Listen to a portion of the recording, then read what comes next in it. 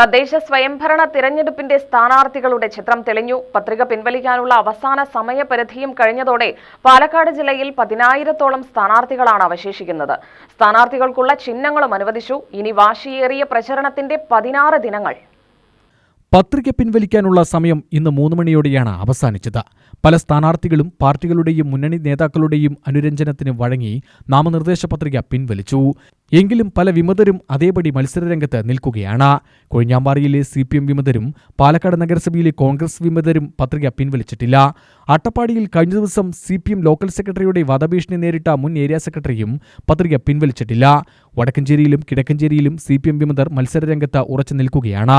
ഏറ്റവും കൂടുതൽ വിമതരുള്ളത് ജില്ലയിൽ CPM-നാണ്, 33 പേർ.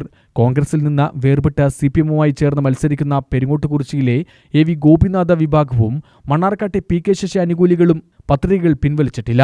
മുസ്ലിം ലീഗ് ഔദ്യോഗിക സ്ഥാനാർത്ഥികൾക്കെതിരെ പാലക്കാട് നഗരസഭ പൂളക്കാട് വാർഡിലെയും പിരായിരി പഞ്ചായത്തിലെയും 6 വിമതർ മത്സരരംഗത്ത് ഉറച്ചു നിൽക്കുകയാണ്. ഇവർക്കെതിരെ പാർട്ടിയിൽ നടപടി വരുമെന്ന് കരുതുന്നു. CPM-ഉം CPI-യും തമ്മിലും പല പഞ്ചായത്തുകളിലും പരസ്പരം മത്സരിക്കുന്നുണ്ട്. മേലാർകോട് പഞ്ചായത്തിൽ CPM സ്ഥാനാർത്ഥിക്കെതിരെ CPI ലോക്കൽ സെക്രട്ടറിയാണ് മത്സരരംഗത്തുള്ളത്. മണ്ണൂർ പഞ്ചായത്തിലും മിക്ക വാർഡുകളിലും CPM-ഉം CPI-യും തമ്മിൽ മത്സരിക്കുന്നുണ്ട്. സ്വതന്ത്ര സ്ഥാനാർത്ഥികൾക്ക് കുട അടക്കമുള്ള ചിഹ്നങ്ങളാണ് അനുവദിച്ചിട്ടുള്ളത്. UTV news, Palakkad.